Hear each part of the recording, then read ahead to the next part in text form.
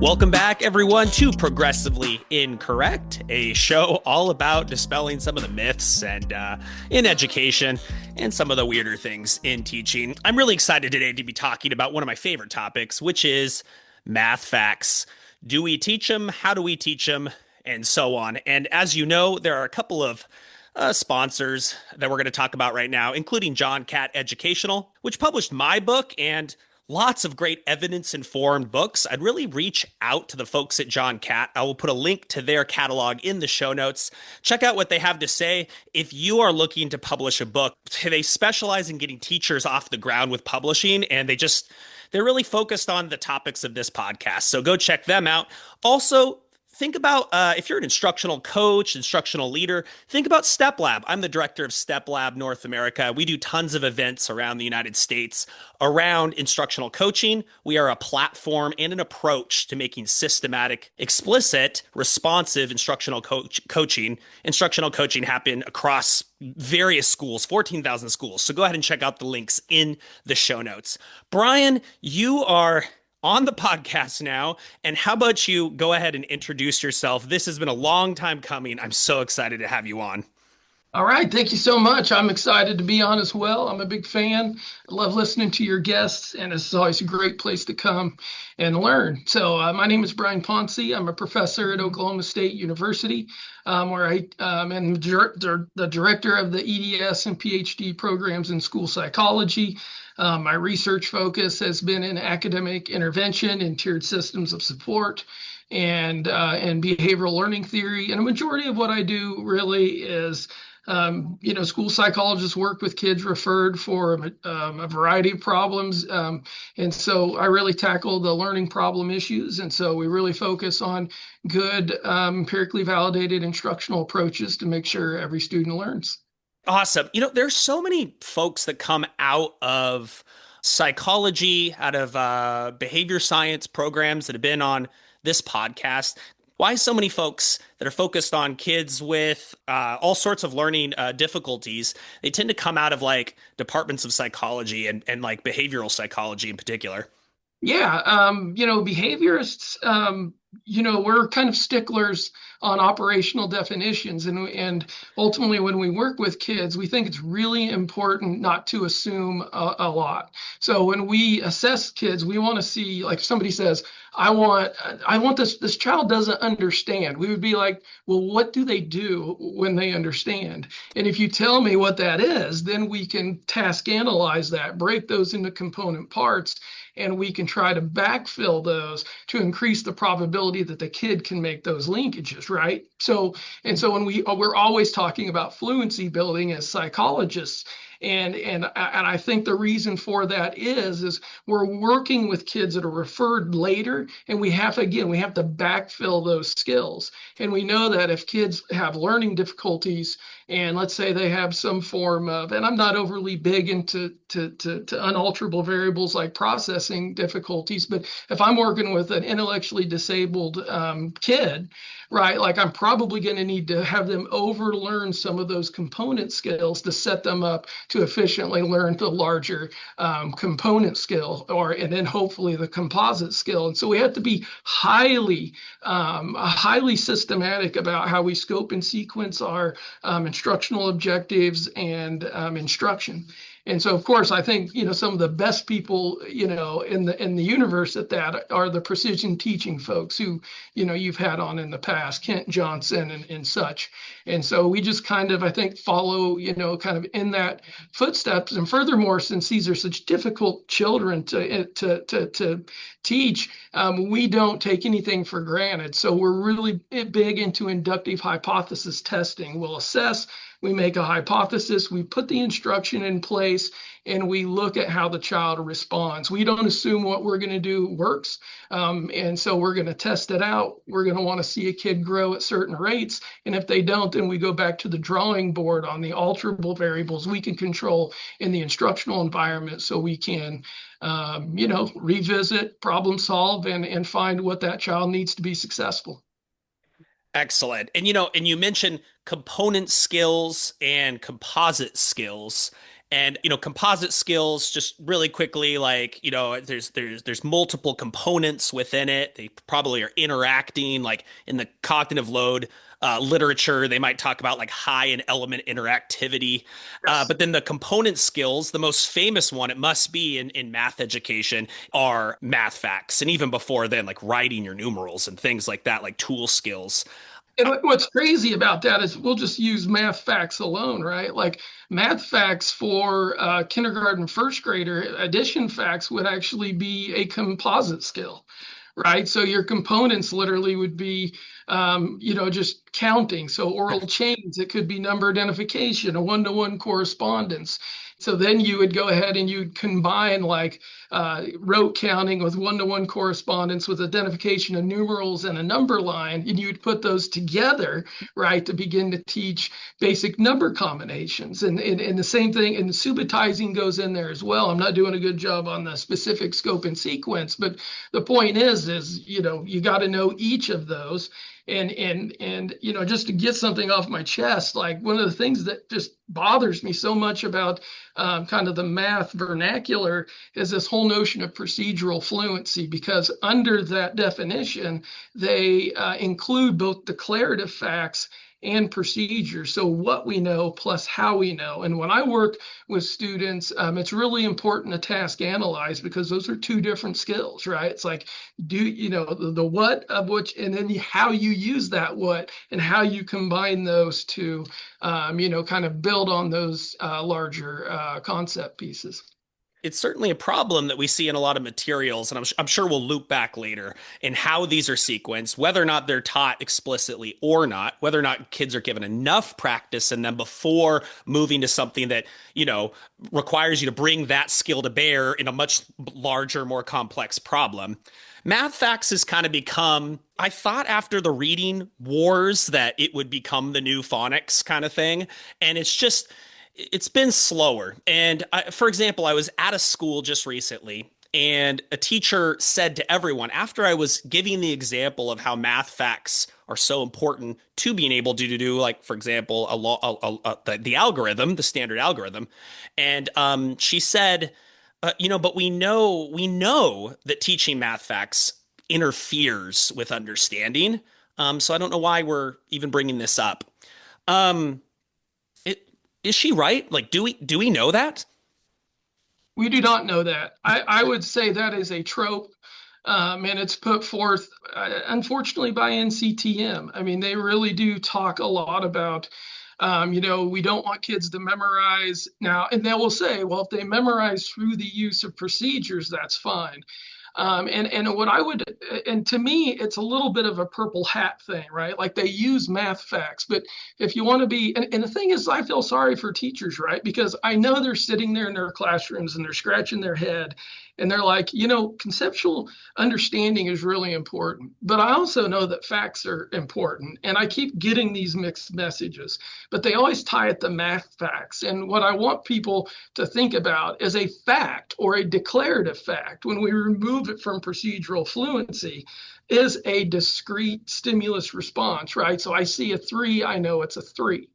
Okay, like those are facts kids need to learn. We need to teach them to identify numbers, to write numbers, right? And those are very discrete facts. But then we also, and like a verbal chain would be a fact. And so then we go ahead and we teach a procedure. So a procedure might be one-to-one correspondence. And then let's say we want to teach the concept of more, right? Now that they can count, let's say they can subitize and count sets. Now we can have them look, is this, and they have cardinality, right? It's okay, well, is this the same? Is it smaller? Is it bigger? And we can begin to build that vocabulary, which is a fact. And one of the things I like to say is today's concept is tomorrow's fact. I have a 5-year-old, and I'll say, like, what's 3 plus 2, sweetheart? And she'll hold up her fingers, right? She looks at it and she counts 1, 2, 3, 1, 2, and then she'll be 1, 2, 1, 2, 3, 4, 5. And to her, to know that this many fingers means 5, or this kind of concept of cardinality, like that's a concept to her. But very soon she will just see a three and she'll be able to subitize, and that concept becomes a fact that then she'll use with a number line, and she can scan that number line, identify that number, and then have the one-to-one correspondence to count on from that number. So now we got a fact, a procedure, and now we're teaching the concept of addition. Right. And so this whole notion of people, like, you can memorize math facts at the wrong time when you don't have the prerequisite skills, and it's probably not good for learning. Okay. And so it's plausible, right, that memorizing facts can preclude understanding. Like my daughter right now can, she can, since she can do sums to 10, right, I can give her 1,222,222 plus the same, and she can go ahead and she could do that. Like, she could do all the combinations of numbers. But she doesn't have the declarative skill of reading the number. Does that make sense? And so, like, she can do the problem. She doesn't understand anything. But the straw man is that anybody would be dumb enough to teach that skill to that kid with that level of knowledge and, like, pat themselves on the back. We would never do it, right? But whether it's teaching cardinality, there are very specific facts that kids have to have. And when they don't have to concentrate on what that fact is, and they can focus on using the procedure in different ways, that's when we begin to build.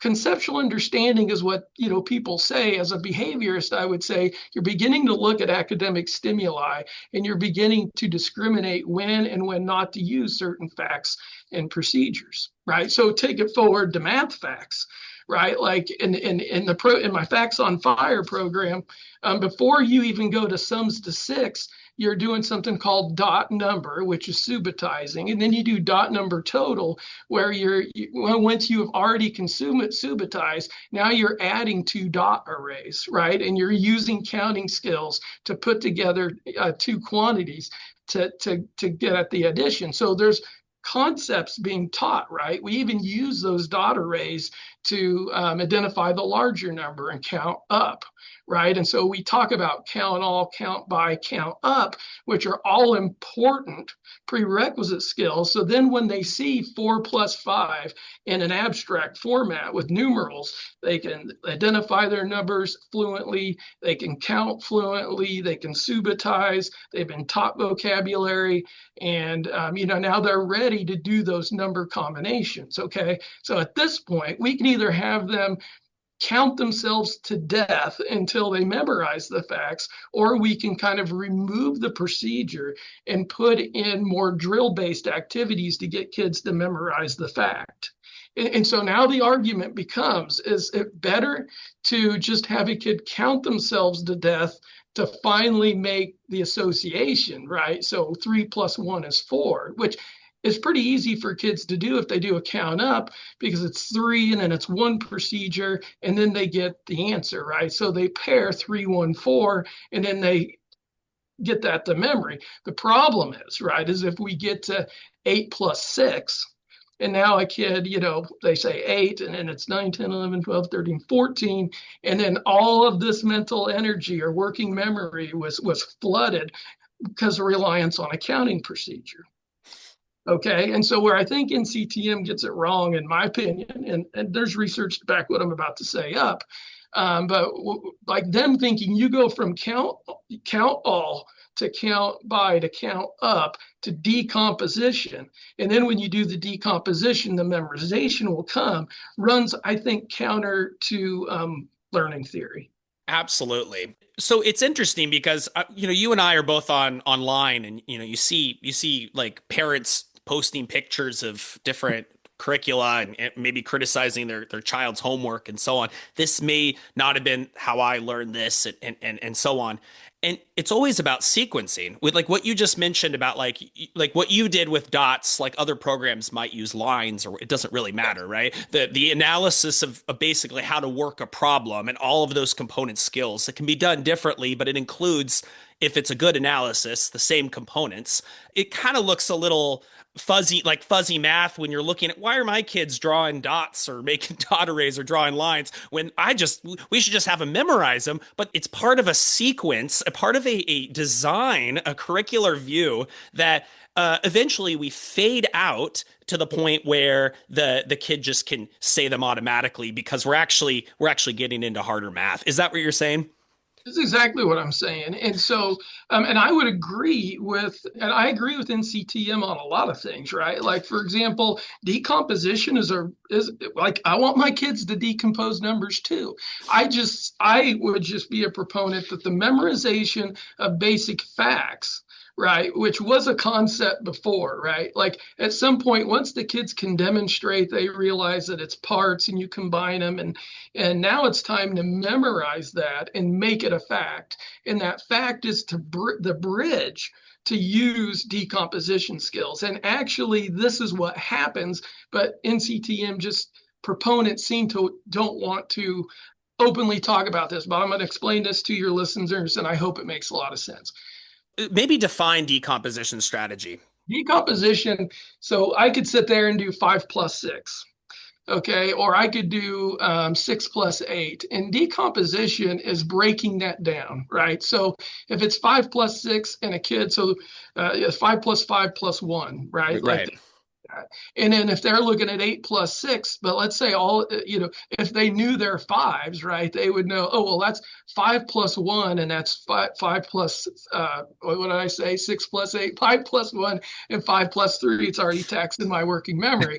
But then if they know 5 plus 5, now we got a 10 and we got 4 1s because we got 1 plus 3, right? And so that's just a way that, they can break things down. So they make fives, they make tens. And this is really important in mental math, right? Like if I'm going to go ahead and present students 2-digit by 1-digit or 2-digit by 2-digit numbers horizontally, and they can't kind of like, present that for a standard algorithm, basically by kind of chunking these approaches, kids can use the limited amount of working memory they have by making tens or doing other things, to come up with that. And when people say kids understand, when I ask them, what does that mean? The kid can do things in multiple ways, in multiple situations, and can tell you, or in my eyes, discriminate when or when not to use certain strategies.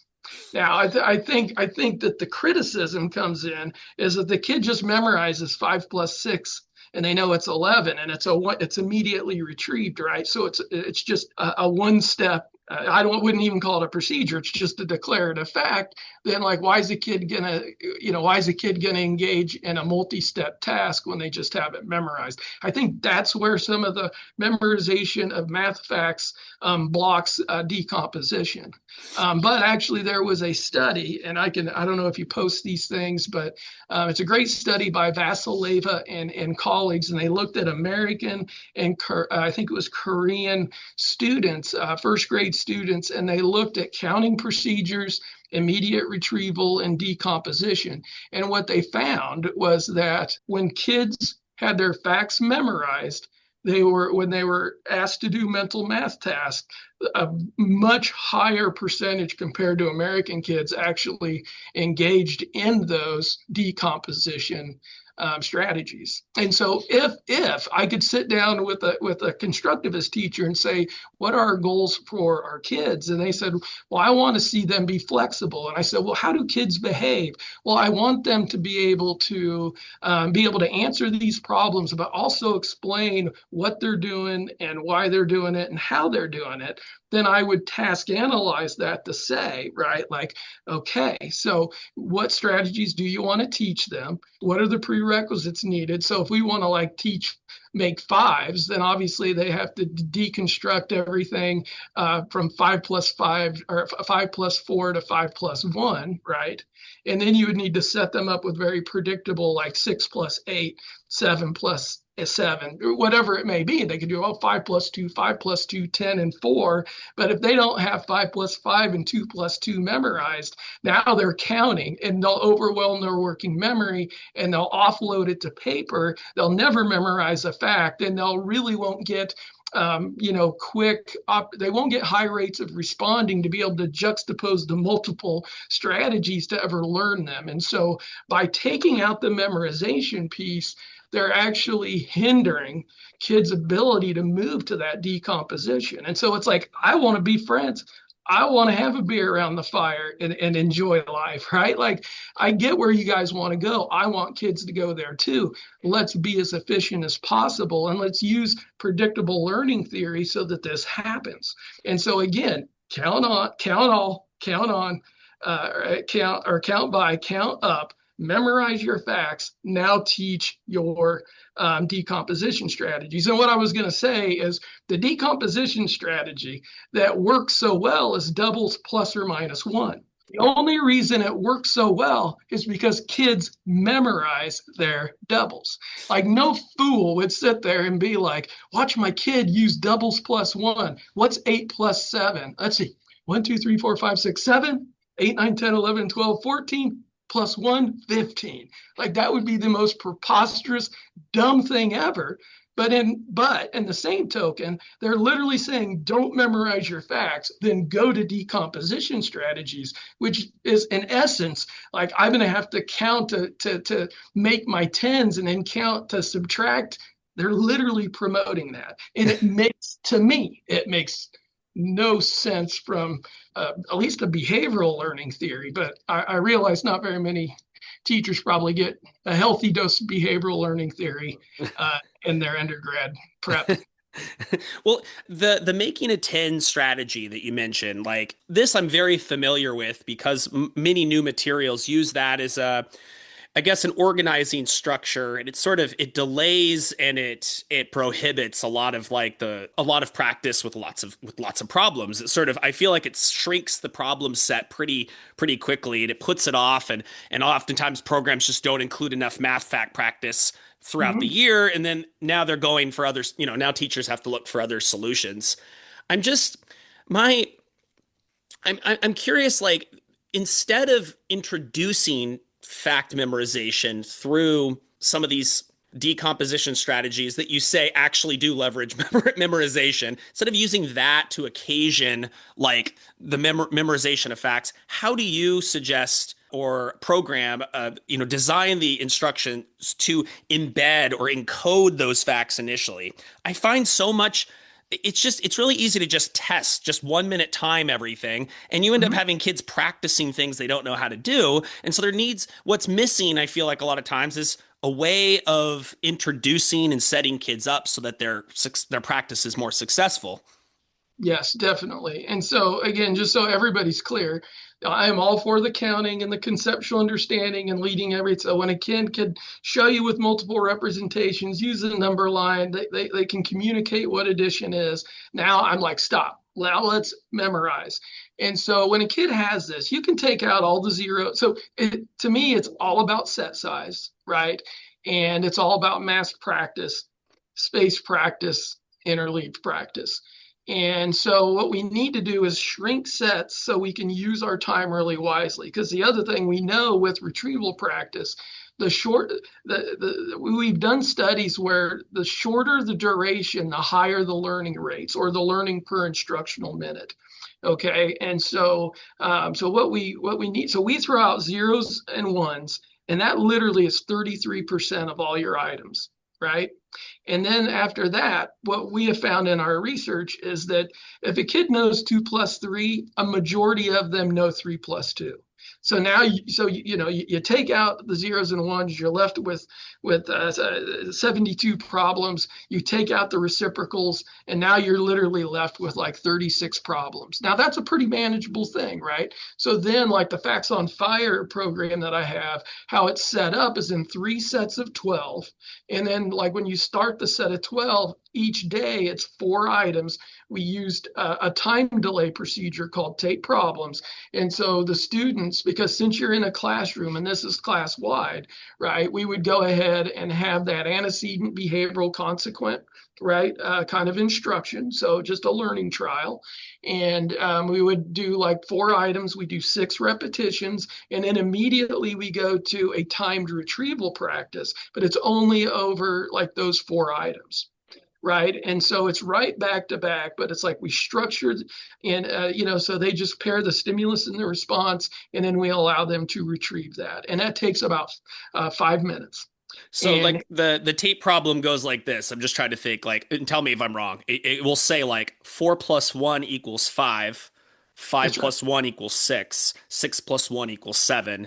It will Correct. say the full fact with the answer, and then it's followed immediately by another taped problem with a blank that the kid says. Or let me wrap my head around that. Yeah, no, so that would be more of a flashcard. Like I'm going to provide an intact model. 4 plus 1 is 5. What's 4 plus 1? And the kid can mimic it, right? And so while the learning is errorless, it's not very powerful because the kid's not retrieving. So tape problems provides a delay. And so if I go like 6 plus 3 is 9, right? And you do that because you want a child, if they can, to retrieve it because that's going to be the most powerful. But if a child can't, you're not going to let them just sit there and flounder for 5 or 6 seconds and have low rates of responding. So you're going to go ahead and then provide them with the answer and they can write it down. They're going to go through the other 3 problems and then boom, they get another repetition, another repetition, another repetition, and another repetition. And so by the time that's all said and done, when they see 6 plus 3, they should know 9. Now, if we stop there, probably they're going to forget it. But now you yoke in the timed retrieval practice, right? And again, and there's goal setting involved in that. But then there they have to retrieve that problem. Now, what's really interesting is with those small sets. If I do this with a child for 3 days, and I see that like they're not responding, like when they do the retrieval practice, they're getting 2 right, then you stop right away and you're like, something's wrong. There's probably a prerequisite skill missing. Let's slice back and test. That's the other thing is we don't sit there and just drill and kill kids. Like we provide them with highly controlled instructional environments so they can be effective. If it's not effective, we're testing that outcome within session every day. And if that doesn't work, we immediately will go back, assess prerequisites, look at what they have the mastery, and we will go back and fill in those gaps before we would do that. Love it. You mentioned a word there, mastery. I feel like that's sort of a misunderstood concept. I feel like we kind of throw that word around, and often teachers aren't taught to teach to mastery across all the subjects. What flows from mastery? And I suppose even before that, what is it? Yeah, exactly. People don't agree on what mastery is. And furthermore, it's just not a simple concept, right? Because I'm teaching my daughter. She's doing her sums to 18. She's in second grade, and she started my program. She on lesson 15. So after she got those first 12 items, when I tested her on those, she was at 29 problems per minute, which was 49 digits correct per minute. Now, in my own programs, I have said in the past 40 digits per minute is mastery. And now I'm saying 30 problems because I'm trying to simplify it so people just aren't all over the place. But really what I'm looking at, right, is I'm really saying like, I want kids to immediately retrieve the fact. The problem is when I give a 1 minute test, it is an aggregate score. So if I'm teaching 12 problems, 24, or testing on 12, 24, 36 items, whatever it may be that the kid has, let's say it's random. The zeros and ones, let's say they could do it within a second, but then there might be a subset of items that they would use a strategy in. And so if our goal is to extinguish strategies so they can have immediate retrieval, so then we can, kind of combine those into those decomposition strategies, then we need a measurement that like tells us, is the child using, because a kid could use a doubles plus or minus 1 strategy and be pretty darn fast at their fact, right? because it's only, think about it, like it is literally three steps. I get the double. I determine whether the problem needs to be added or subtracted, and then I count. Or maybe they have that. So you're looking at 2 to 3. So again, you can look fluent, but you're still strategy dependent. And if you're strategy dependent, you're consuming working memory. And so when you go to those decomposition strategies, like I want to juxtapose multiple decomposition strategies side by side, and I want kids focused on the interconnectedness of those and why you do it. I don't want them like, consuming their mind with those procedures. So the precision teaching people, they're pretty fanatical with their criteria. They'll say we want kids at like second graders at 40 to 60 problems per minute. That takes a time commitment, right? People hear about mastery criterion and it's different. We make estimates. Like when we're working with classrooms, we have to make hard decisions. I was just on the Science of Math Facebook page today, and someone's like, well, I got some kids in there at 20, but you say 30. Can I move them on? And it's like, well, I mean, you got a classroom. You need to think about efficiency. But from a purist standpoint, you want kids to retrieve the problems. And so when you measure them, if they're at 30 problems per minute, they're averaging 2 seconds. You hope that's sufficient, that as you interleave these with like, because if they're doing decomposition, they're still going to be practicing those problems. So you hope with the additional practice, they'd automatize it if they hadn't already, but you certainly hope they have automatized a majority of the problems. I think that a lot of people will ask some common questions. Can we kind of do like a rapid fire for the facts on fire guy? Can we do some rapid fire? Yeah, keeping me brief is like swimming in the ocean, but we'll try. Well, one of those is like you're talking about like trying to wean them off of some of these strategies or these crutches that they use because sort of like with the reading analogy, like you don't want them to use inefficient strategies like three queuing or look at the picture. You just want to sound it. You want them to sound it out quickly, and so the equivalent is you just want them to solve the problem very quickly so that they can start doing higher level math. What about fingers? Like, what is the role of counting on your fingers? Does it have a role in early math before addition? Does it continue to have a role? Do you tell kids put your hands under your desk? Like, what are your thoughts? What are your thoughts on that? Yeah, I think it is a natural progression of those initial counting strategies. Again, my 5-year-old counts on her fingers, and that's just fine. She also counts Cheerios. She counts blocks. So think about it. So she basically has the verbal chain memorized, right? Again, she has to have something memorized before she uses a procedure, which is the one-to-one correspondence. And so now that she has the fact and the procedure memorized, now she's working on generalization. And she's like, holy smokes, I can count anything. I can count Cheerios, I can count apples, I can count toys, right? And that is a generalization piece. And after a while, again, that concept becomes a fact. And that's the whole point is like, once they get it, like to me, I always say we count kids to death. That's what we see when we see third graders still counting on their fingers 5 plus 6. And so there's no reason why any child should do that. I mean, I've taught kids with IQs of 55 to memorize their facts, but look at the precision teaching people. You have to shrink the set, increase the repetitions, and some kids learn slower than others. That's why we should have tiered supports.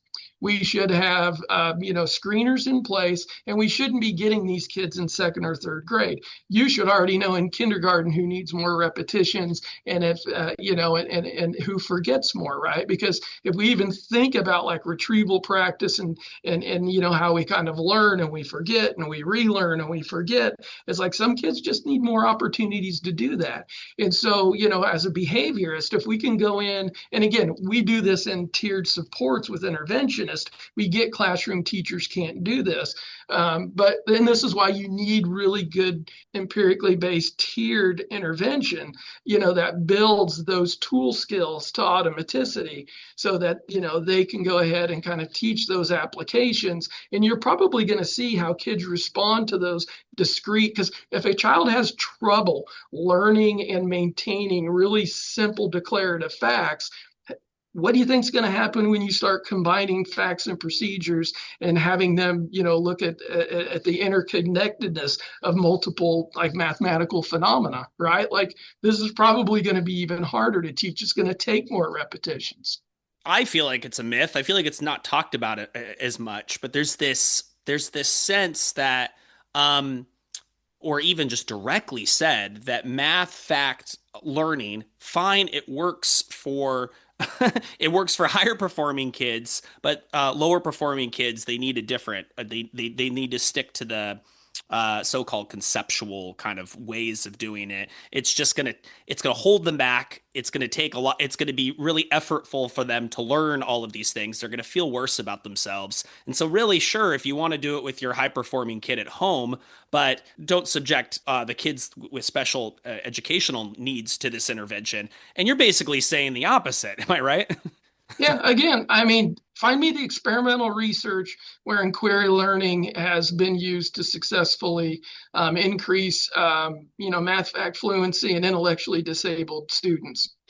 Please send it to me. If anybody out there's got it, I'd love to see it because I can send you somewhere where basic flashcard tape problems.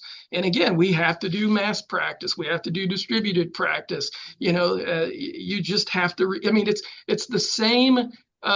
Practice things that the cognitive psychologists talk about. It's masked, but you don't stop there, right? You teach new masked things, you combine them, and even when you do that, like okay, now as you fold in more things, it's going to take more repetitions, and then you're going to have decay and relearning, and so it's just a much more systematic. Like kids that have learning disabilities, we'll get them the 40 digits correct, and then they'll forget it, right?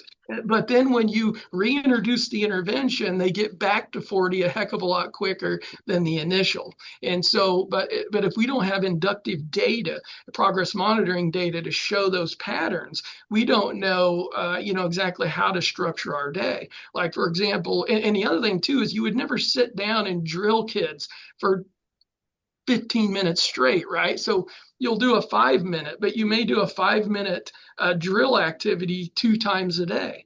And if that doesn't work, you may do it 4 times a day.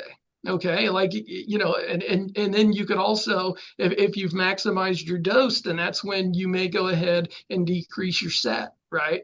So you could start with a set of 8, and you would literally see within day, because you would test them at the end of it, like the precision teaching people did. How much did they learn within session, and then the next day, what did they remember from that? And you systematically introduce different sets to find that sweet spot for what they learn within session, and then you get the most maintenance, the following day. And if we do that, we begin to eat that elephant one bite at a time. But to me, most fact practice programs in schools are, like they'll do them on Fridays and they include zeros and ones.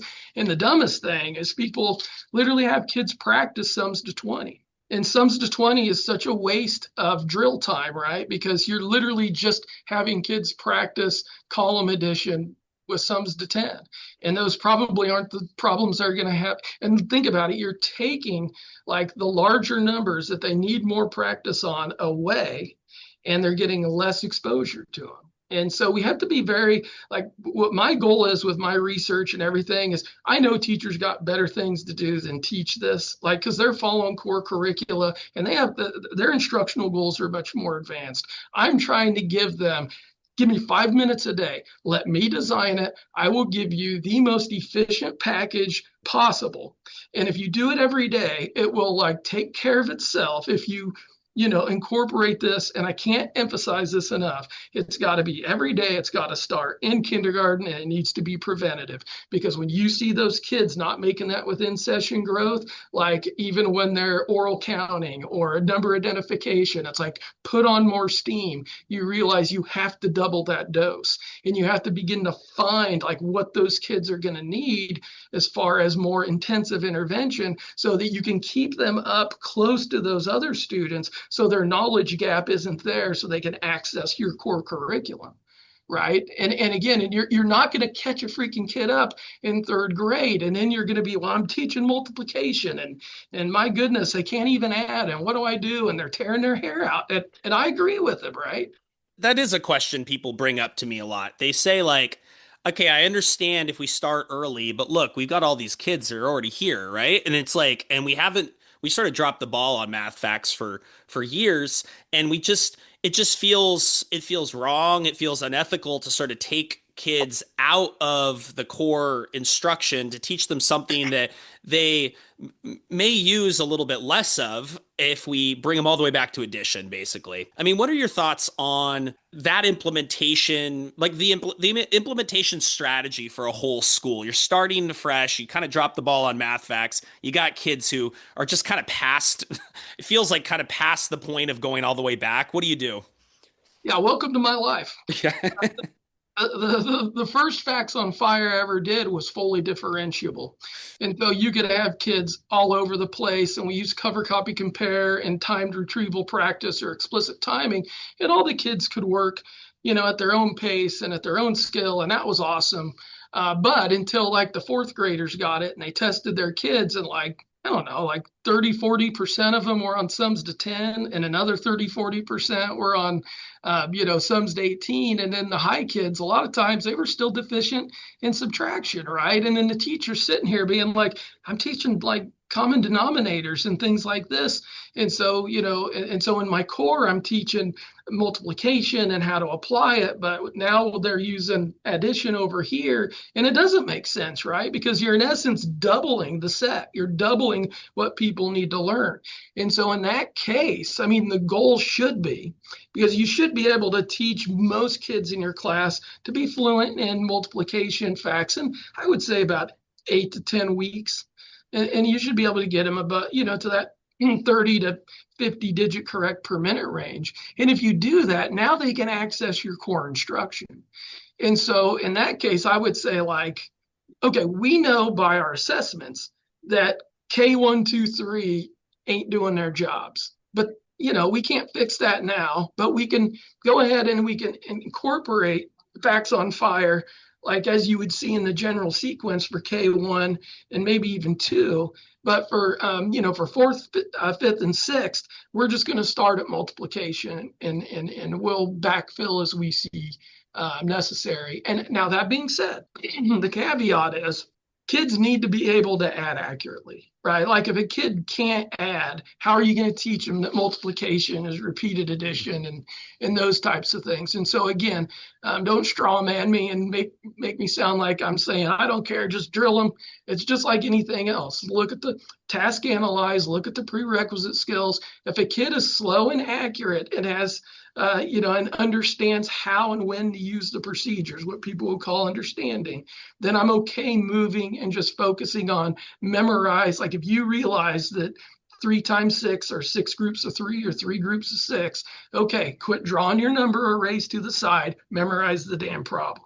Yeah. Right. And let's move forward. And so you can, because think about it, right? I'm saying spend 5 minutes a day so that you can access the 45 to 60 minutes a day you get in math.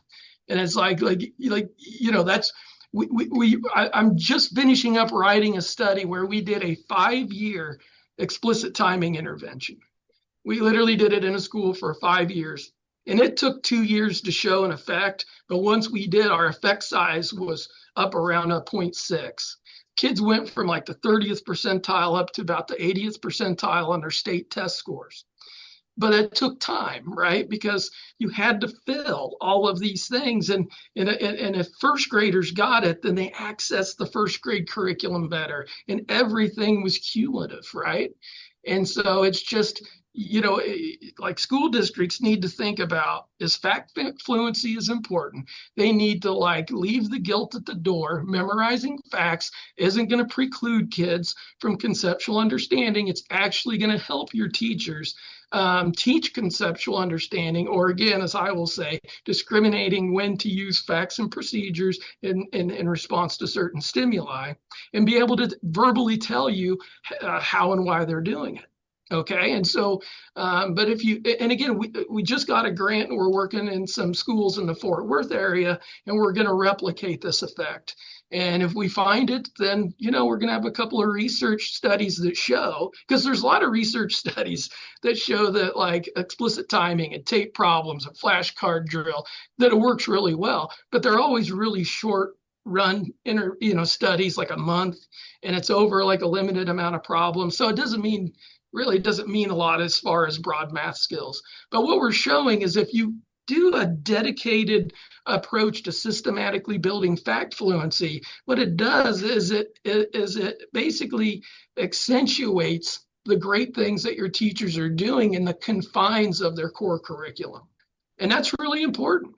I want to actually talk a little bit about integrating a math fact program with a core curriculum that doesn't do the work. I mean, I think most people can imagine you can subtract those parts if there is like a really weak math fact kind of component to the core program. Just kind of skip those parts, or you use them selectively and focus more on the systematic one like facts on fire.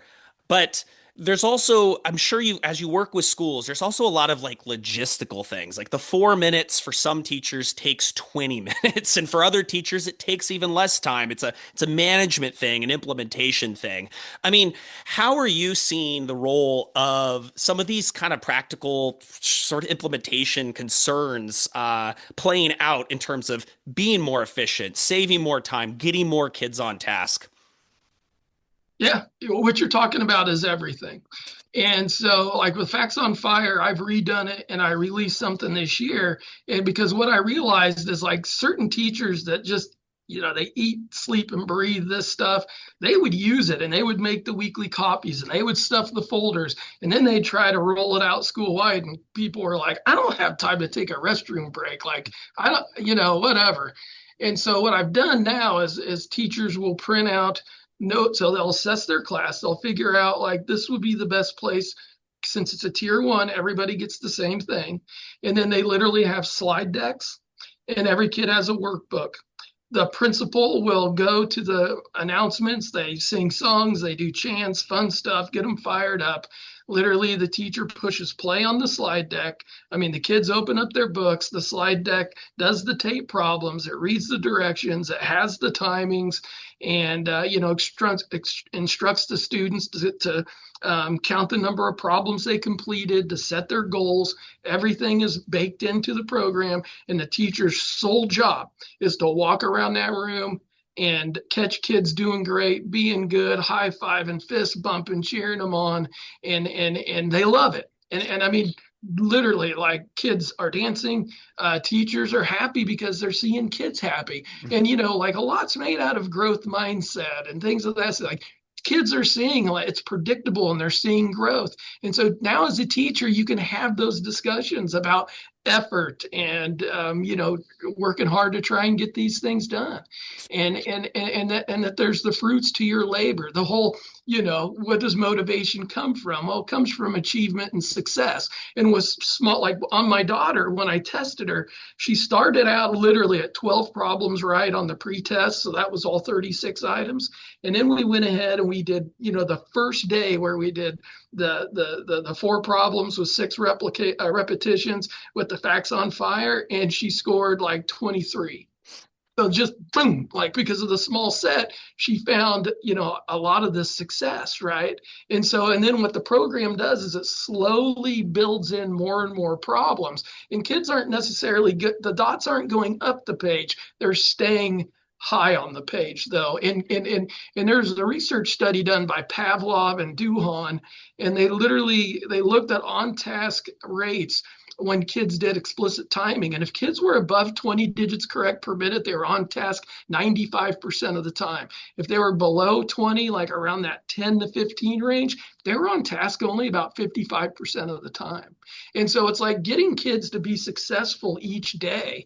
I mean, it's just high rates of responding. It's exciting. It's fun. They're trying to get, warm, hot, on fire, nuclear if they're super fast. And it's just a really, so It's fun, it's short duration, it's high intensity, all the instruction is taken care of, and literally all they got to do is to have them take the book out. So it's easy in, it's easy out. And literally the only everything I did in this program was because of teachers telling me, this is what I don't like about your program. The first one with the printing, and they were just like, all the things you're talking about. And so, the Facts on Fire 2.0 is literally for teachers, almost by teachers. I mean, I did it, but I just listened because they're the ones that know. They're in the schools, they're implementing it. How do you recommend teachers go about like correcting math facts? Because I've seen this sort of take up a lot of time, and I've seen this being done in a way that either they take it all and they do it themselves and the kids don't engage in self-correcting, or they do self-correcting, but it takes a ton of time and it's not really everyone that's participating. What are your thoughts on like error corrections for math facts? If I were a teacher and I was doing a lot of error correction, then you're doing the wrong intervention. And so, what I would do is use cover, copy, compare, and I would steer people away from that because kids also, when they're young, they struggle with writing a lot. Tape problems and I've done lots of research. Cover, copy, compare works. It just doesn't work as good as tape problems. And tape problem has that antecedent, so they see the problem, they hear the problem, they write the answer. If they can't write the answer, they get it. And so there's feedback, but the feedback is built into the intervention every single day. And so you shrink the set, you give them instruction that provides immediate feedback, not after they do it. Right. So in explicit timing, we give performance feedback. We're like, you did 1 minute or 2 minutes of time practice. Count how many items you got right, because they should be accurate on those, right? And so they can get feedback on, oh, I got 26 right this day, but I got 29 the next. If a child's inaccurate, you don't want them to do an entire sheet and then be like, oh, by the way, you missed these 10, right? You want to say like, okay, if they're inaccurate, let's go to the small sets and let's provide them with immediate feedback every single time they do a problem. And so then it takes the feedback component out of the student's hands, which it's not their job anyway. And it becomes more immediate. So it should have a larger impact on accurate responding. That makes total sense. And I'm thinking more of like when they get to the larger set, like these long labored correction procedures that teachers are told to do, but they shouldn't, by the time they're getting to that larger set, they should all be largely all correct. Yes. So that they need immediate feedback when it comes to accuracy instruction. And there's more of a delayed feedback procedure for just a very small number of items in the fluency stage, because they're meant to do a lot of problems, and it would just like it would take away the number of problems they can do. Yeah, and again, we know like you should never do retrieval practice. We did. Robin Cotting did the first study back in 2007. I did one with some students, and like I published it in 2021. And it literally said like if kids are below 10 digits correct per minute, do not do timed test or time practice. Like use cover, copy, compare, use tape problems. But like if kids are above that 10-digit correct per minute, threshold, then the data showed they responded. But if you do time, so again, it's like timed practice is a wonderful thing, but don't do it with students that are low. Now, the Facts on Fire program, by isolating those small sets and and systematically interleaving, even if a kid starts low, like if you look at their first 3 days in the intervention, technically you would see if they were popping above, that kind of recommended place within session. But that would be an artifact of the instruction, of the stimulus response feedback with the tape problems, but also with the retrieval practice built in there. And you would know right away whether that was working or not for that child. And if it wasn't, you would know either to double the dose or just remove them and work on slice back to some prerequisite skills. Love it. Just a couple more questions. I could talk to you all day about this. Like, honestly, it's like, and the folks that are sticking with us, they're like, "Arr," and the other people are like, well, how did I get onto a nerding out session about math facts? But, uh, go back and look at the other episodes, folks. There's ones on reading and writing and everything else. You kind of mentioned this like interleave set and then like the kind of introductory set. How does this look? Like, is there like a line? Is it a different sheet? Do you delay the interleaved or cumulative set? Like, This is something that I feel like I picked up on intuitively as a teacher without a program. I kind of created two ways of doing this, but how you say systematic, how does this feed into the interleave set and how do you make those determinations, you know? Yeah, you make your best guess as an instructional designer, and then you kind of adapt as you go. With the Facts on Fire program, I did four because, again, with students with intellectual disability, I've used four items and they've got it. And so, since it's a tier one, what I want to do is lift every kid up. I don't want to teach to the middle of the class. I teach to the bottom because since it's a fluency building program, you're not going to over automatize the fact, right?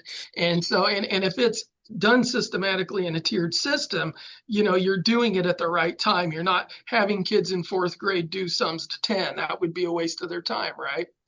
And so what I do is I start with four items. So there's 12 items in the set. I'll go with the first four and I repeat that 2 days. And then on the third day, I'll go ahead with take problems and I fold one out and I fold one in. And I'll do that until it's 8 problems on sums to 6, sums to 10, subtraction. It's 12 problems from addition to 18, multiplication to 81, right? But on the 10th lesson, the kid has been exposed to everything, right? Through the tape problems, Facts on Fire, explicit timing sheet. Then lessons 11 through 15, now it is all timed practice. And if you look at the assessments, for the first 4 days, it's only like 4 problems or 6 problems. And then as we introduce all the problems, now it's all 12 problems, but it's not even random, right? Like I have 2 repetitions of the 4 problems from that set of lessons. And then I have the old ones, and then I have them randomized so that basically they're interleaved. And then we do that as we, put in like if we go 6 problems, 12 problems, 18, 24, 30, 36 problems. So by the end of the program, they're literally doing random sets of all 36 items.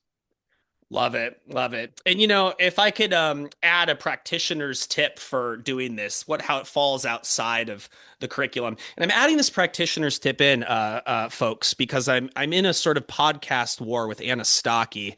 And so this is my way of trying to boost the viewership.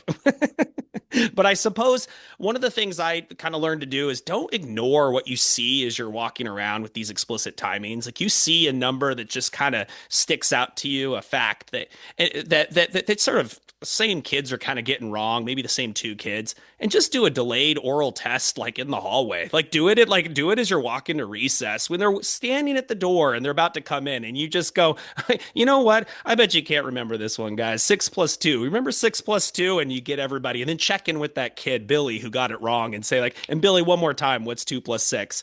I just think using these programs with fidelity because of how they're designed is important, and then sort of taking the next step and just and using that information to just kind of do these little itty bitty interventions. I just find that personally important. Brian, it has been so great to have you on the podcast. You've mentioned some research and things you've been working on. What is next for you? Let's say, so theoretically, we're doing a lot of research on dose and set.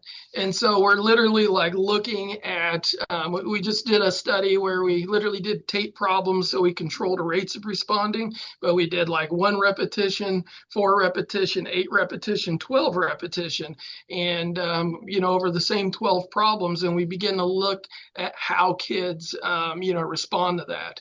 And so what we found were patterns where you got the most bang for your buck with the first minute. And then you got diminishing returns as you went up to 4 minutes and 8 minutes and 12 minutes. Although when you went up, they always learned more. And the reason why this is so important to me is because it's all about prevention, right? And so, so what we know is that the more, and your practical advice was fantastic because we know that short duration, high intensity retrieval practice is important. We did one study, it was done by Schutte et al. 2015. machine, and we did 1 4-minute block versus two 2-minute blocks, and then it was 4 1-minute blocks. And the 2 2-minute block and the 4 1-minute blocks separated actually produced about 20 to 25% more learning without changing instructional time. And then my big project now is I'm working with those Fort Worth area schools.